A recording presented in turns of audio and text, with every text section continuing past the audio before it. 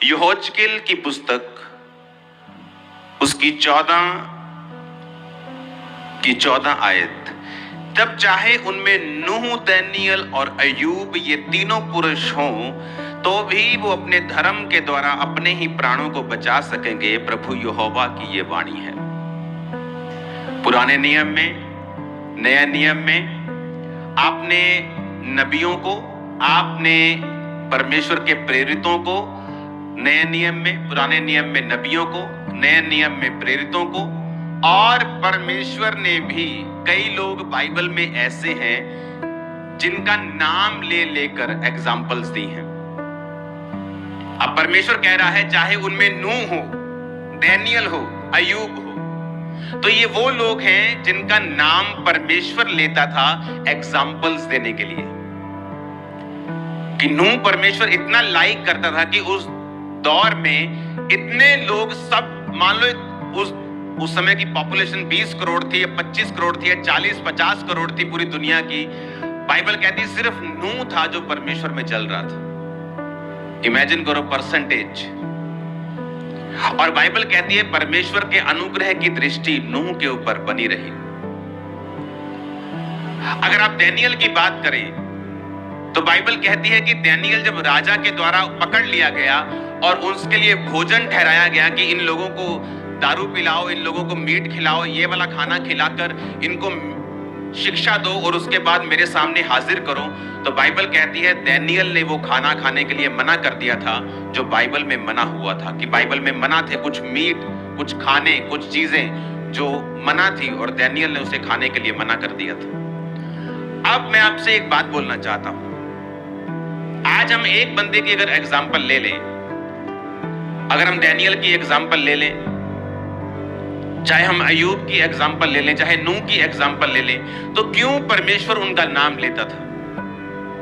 नए नियम में जब प्रेरित बात कर रहा है, याकूब तो कह रहा है एलिया भी तुम्हारे समान दुख और सुख भोगी मनुष्य था। जब उसने गिड़गिड़ाकर प्रार्थना की कि मेघ ना बरसे, बारिश ना आए, तो बारिश नहीं आई। वो भी जो प्रेरित था वो भी किसी बंदे का नाम लेकर तुम्हें समझा रहा था।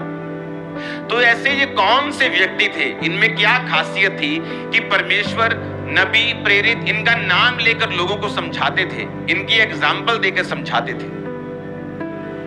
दानियल 1 उसकी 1 से 7 स्क्रीन के ऊपर हम पढ़ेंगे।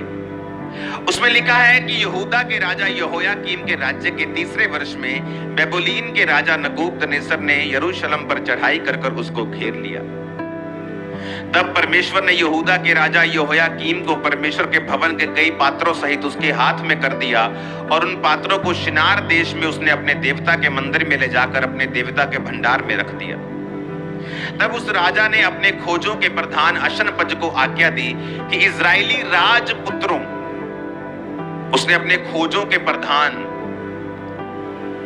कि इजरायली जो राजपुत्र हैं, यानी जो किंग्स का वंश है, जो राजाओं का वंश है, उनके बीच में से और प्रतिष्ठित पुरुष हैं, जो गृह मंत्री हैं, फाइनेंस मिनिस्टर हैं, ऐसे लोगों के बेटों को लेके आ, उनके बच्चों को लेके आ। फिर क्या करना उनके साथ?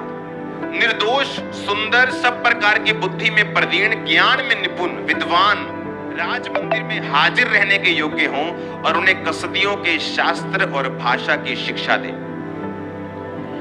राजा ने कहा कि उनको निर्दोष हो, जवान हो, सुंदर हो, बुद्धि में तेज हो, ज्ञान में निपुण हो, विद्वान हो, राजा के वंश के हो, प्रतिष्ठित पुरुषों के बच्चे हो, उनको लेके आ और उन्हें क्या कर, उन्हें शिक्षा दे, हमारे शास्त्रों की शिक्षा दे, हमारी भाषा की शिक्षा दे।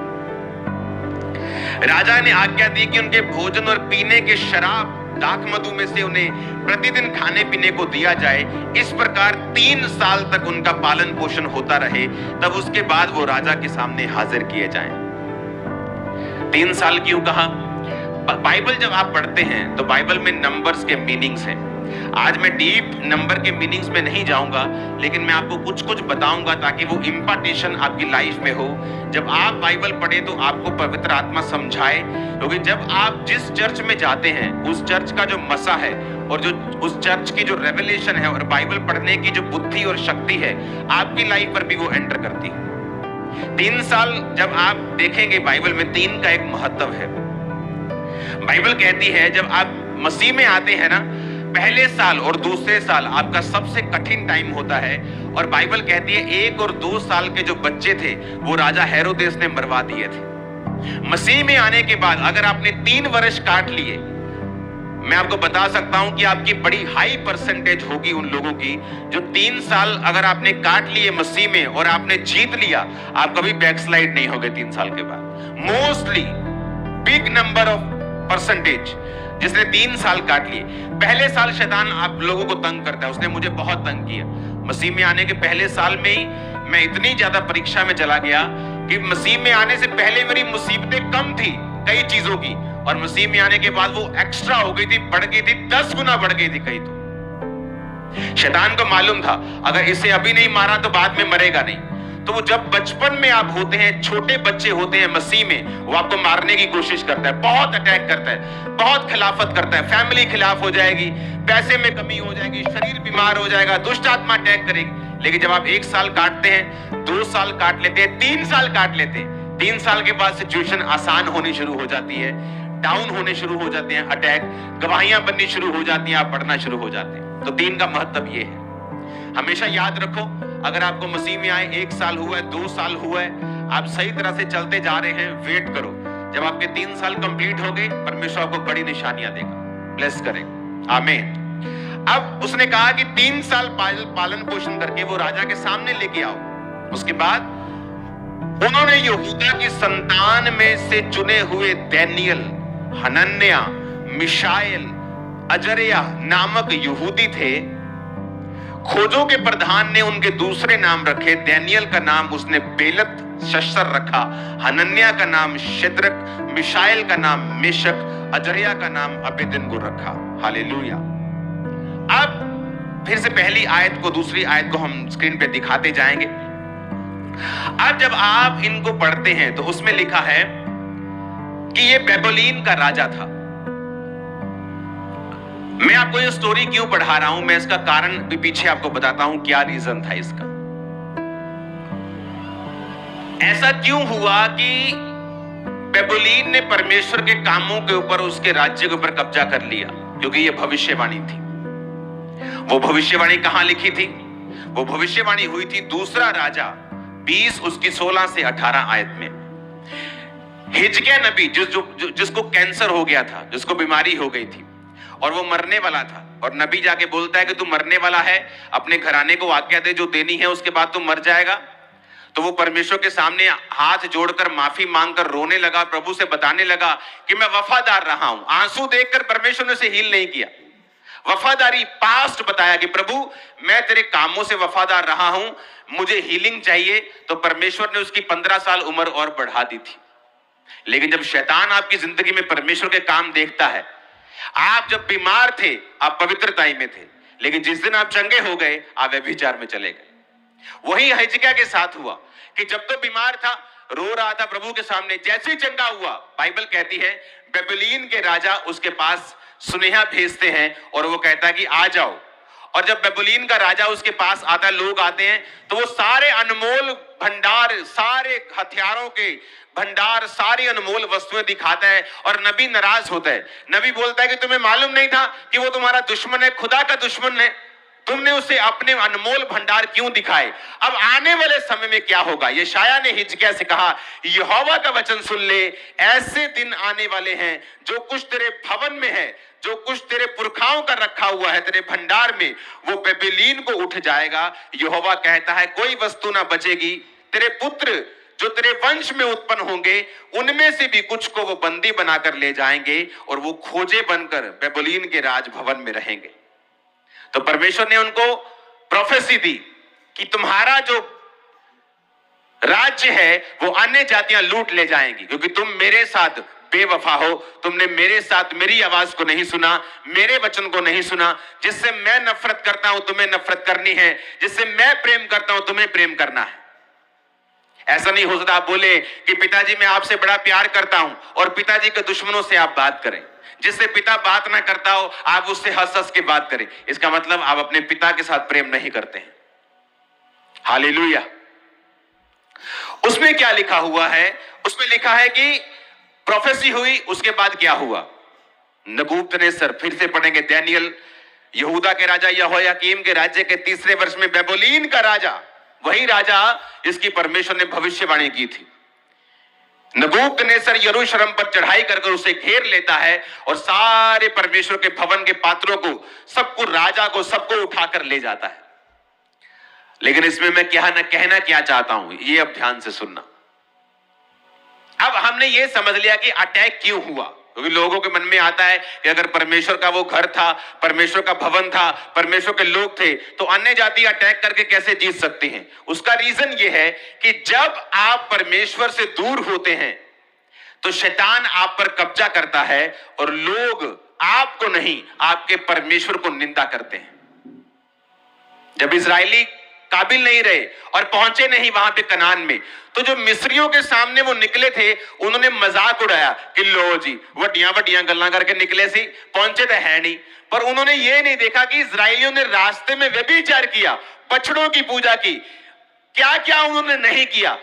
नबियों के खिलाफ, परमेश्वर के दासों के खिलाफ कुड़कुड़ाए, सब पाप किए, और परमेश्वर ने वहां नहीं भेजा जहां उन्हें बुलाया गया था भेजने के लिए। आप जानते एक बात परमेश्वर ने मुझसे क्या कही आप लोगों के लिए, ध्यान से समझना और लिख लेना इसको। लोग इंतजार कर रहे हैं आपके फेल होने का, आपको मालूम नहीं, वो वेट कर रहे हैं आपके फेल होने का, इंतजार कर रहे हैं आपके फेल होने का। क्योंकि जो वो बोलना चाहते हैं वो लीगलाइज नहीं हो सकता, लोग उसे स्वीकार नहीं करेंगे। लेकिन जब आप फेल हो जाएंगे, वो बोलेंगे देखा हमने तो पहले ही कहा था, ये बंदा ऐसा है, ये चोर है, ये फलाना है, ये ढमकाना है। लेकिन तुम फेल तो पाप की वजह से हुए हो, उस वजह से नहीं जो लोग बोल रहे हैं। ध्यान से मेरी बात को समझना। दाऊद पाप में गिर गया, व्यभिचार में गिर गया।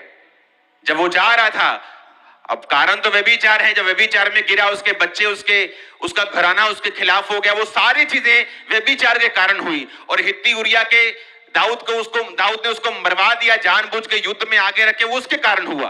लेकिन दाऊद जब जा रहा था तो बाइबल कहती है कि व्यक्ति उसे श्राप देकर कोसने के लिए आया, हे ओछे, इसलिए तू मुसीबत में फंसा है क्योंकि तूने किसको मरवाया था? किसको मरवाया था? शाऊल को। लेकिन कारण ये नहीं था दाऊद के फेल होने का। दाऊद के फेल होने का कारण उसका अपना पाप था, लेकिन लोगों को बोलने का मौका मिल गया कि तू इस वजह से गिरा है। कितने मेरी बात को समझ रहे हैं? परमेश्वर ने डायरेक्टली बोला है, मैं आपको इंस्पायर्ड वचन नहीं दे रहा हूं, डायरेक्ट आवाज जो खुदा ने दी है कि लोग इंतजार कर रहे हैं आपके फेल होने का। सबको जैम से के मैं पास्टर रेखा आप सभी का फिर से बहुत बहुत स्वागत करती हूँ।